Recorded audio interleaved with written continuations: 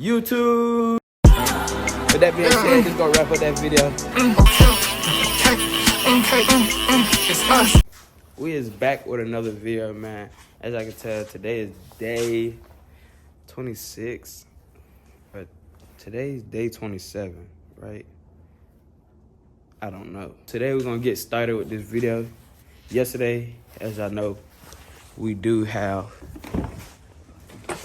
the hair on her, eh? You feel me?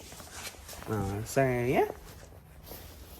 And today we got O2 sensors. Hey man, y'all can't tell me that for 4 O2 sensors, I only paid $45. Y'all can't tell me that's not a deal. And I got my ambient sensor that I can put on today, so that cold can go away. The crankshaft position sensor did go away. And honestly, all it is like a magnet. So I've been looking at a couple of videos and stuff like what could cause it to go bad, but honestly they just say it's like a lot of iron shavings and stuff like that. But we can only tell once we move the starter off the engine and stuff like that. We got those little things to do. And yeah, I know, bro, what the, how is it a coolant leak right there?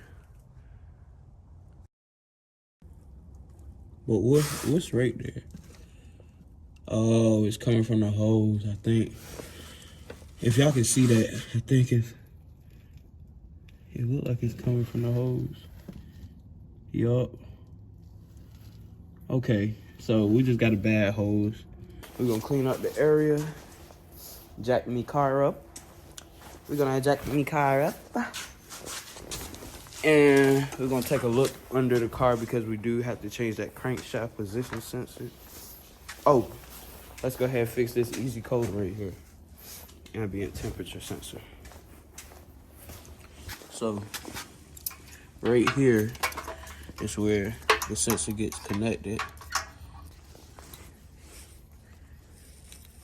Right here. Okay. And now you put it right. And like y'all know this thing bumper. I don't think this is honestly like made for this car, but it's gonna have to do. Just gonna have to do what it do. Do what it do, homeboy. Honey. Boom. One problem out of 3 is done. Or 4, because we do got that coolant temperature thing. I mean that coolant leak. Let's see what else.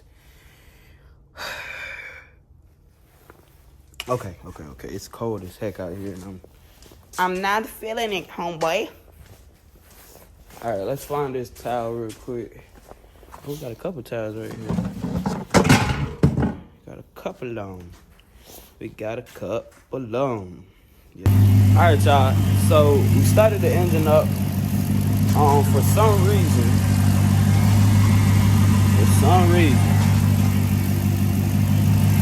Hold on. For some reason, y'all.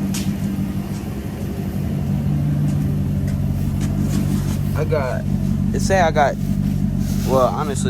2 codes. But for some reason, the ambient air temperature is high. Let's go back to our regular pages. We got 39 degrees outside. Hold on.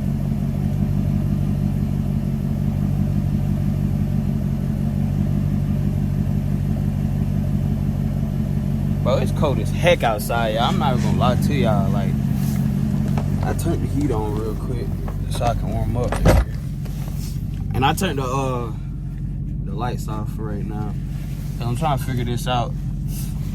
And I do need to let my phone update the codes to it because I need to figure out what's going on. But so yesterday I was telling y'all like I have to take out something or whatever like that. And like honestly, I I'm gonna have to take this. All right, y'all. So now I feel great. That loud noise is that kerosene heater. We got that thing running. Woo. So now I feel like I'm gonna break down and just go ahead and get this car right now. So first, what we gotta do, raise this all the way up, the car all the way up, and we're gonna look at some things. But first, we're gonna change that crankshaft position sensor, which is on the passenger side of the car behind the starter. And I'm gonna show y'all how to take the starter off and stuff like that. So with that being said, make sure y'all like, comment, subscribe. I do have to talk loud, so y'all mind me if I'm talking loud or you know what I'm saying, just too loud for y'all. Just gotta bear with me. We have the front of the car in the air. Let's move this stuff. We need to get through the trunk and disconnect the battery, because we are going to be you know, disconnect the starter and stuff like that, so we don't want to short out anything by accident. So always make sure you disconnect your power source, in this case our battery. And I also seen a leak from the exhaust, but that could probably be water, so we're gonna check that while we're down there too. But like I said, we're gonna go through the trunk real quick. Let me pull our little latch that we made right here. Open that trunk.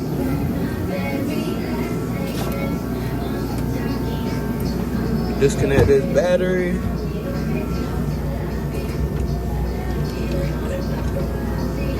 I think I tightened them. I don't think so. Oh no, I didn't. I was just being a weak boy. All right, now the power source is disconnected. Now we're gonna go under the car.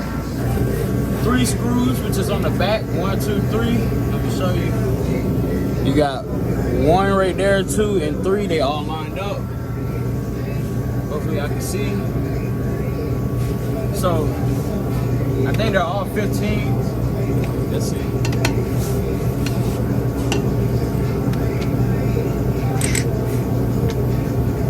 Yeah, so they're all 15s, and they should just come out easily.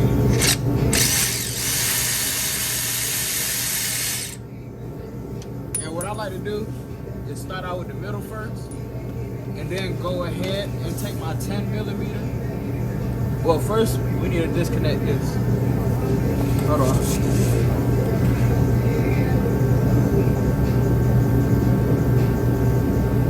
Disconnect this plug. Hey, I ain't been under here in a minute.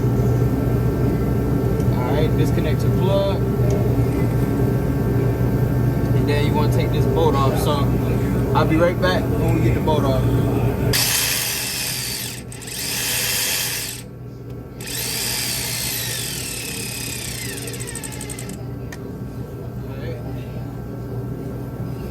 Put that over here.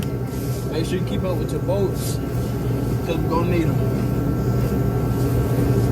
Alright, so now we're gonna disconnect the rest of these bolts right here to the starter. Once you get that done.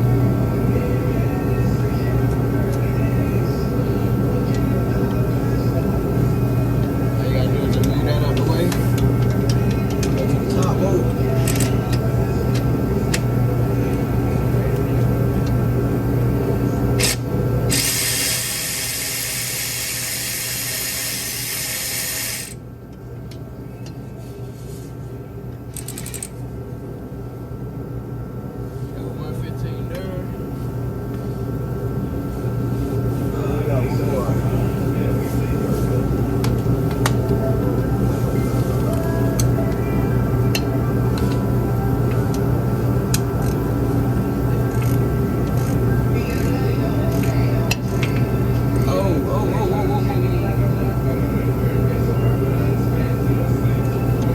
Something leaking from here. It's water.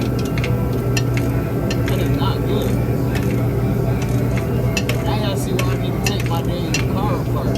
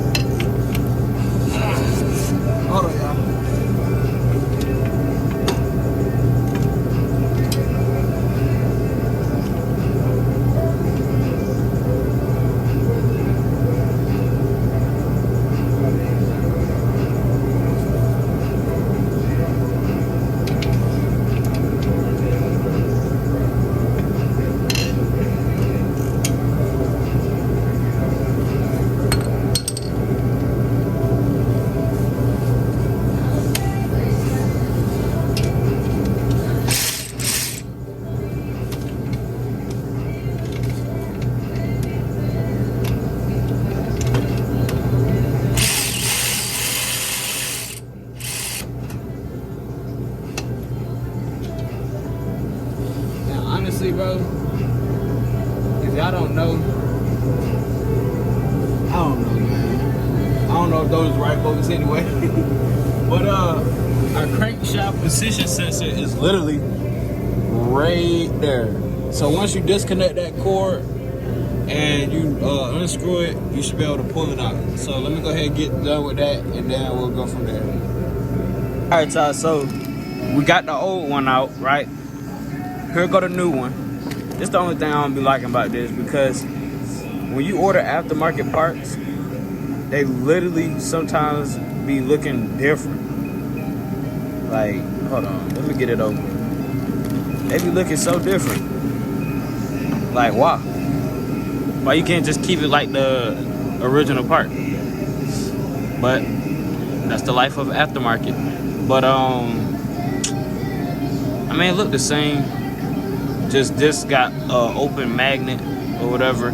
I guess this one is way better because it's real metal, like, and this is just plastic covered. And it probably got a magnet too, so it's plastic covered though.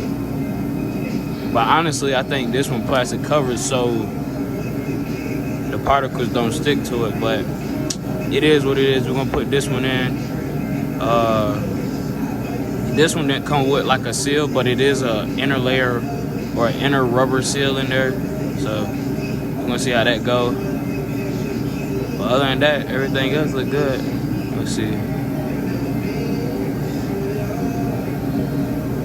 Yeah. Okay, cool. So we're gonna put this one in, and I'm gonna let y'all see. See, that's what I'm talking about. It don't snug in there. It's hella play. Hell no.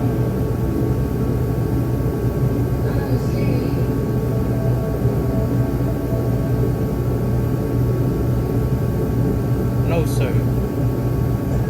Let me let y'all see. Or should I just put the old one there? I think I'm gonna put the old one back in just for time's sake. But we definitely need an OEM one. So we're coming back to this situation again.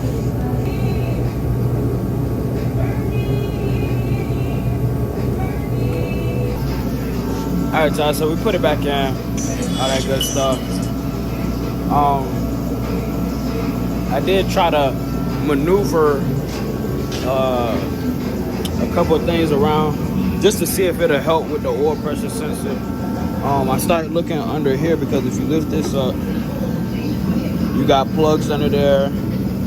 I still gotta do some research, but you got plugs under there. It's some plugs somewhere else under the dash, but I don't think it go all the way to the dash. So we're gonna figure something out, because this oil pressure sensor, man, it's taking the air out of me. Nah, but we so this we definitely gotta send back. And the O2 sensors we're not gonna put on yet. Okay, y'all, so I'm back, man. The phone had ran out of storage, but long story short, I was just saying that we didn't put the O2 sensors in because before we do any of that, before I put any more new stuff in it, I need to make sure that this engine is gonna be like, you know, good. So with that being said, I'm gonna have to break the engine down, check all my internals, and just go from there. Because for those who've been staying tuned, I literally bought the engine from the junkyard and literally put it directly in my car and just start driving. Hold on, y'all. So all that being said, we're gonna go ahead, break the engine down, check it out internally wise. That's if we don't fix this oil pressure sensor. But if we fix it, I'm gonna leave it alone. But if the codes still pop up, we're gonna have to break it down, because we need to make sure that we getting some type of oil flow through the engine. Because if not, then we're not gonna be able to drive this thing until we get oil flow. So with that being said, y'all make sure y'all stay tuned. Make sure y'all like, comment, subscribe. And we're gonna be back with another video tomorrow.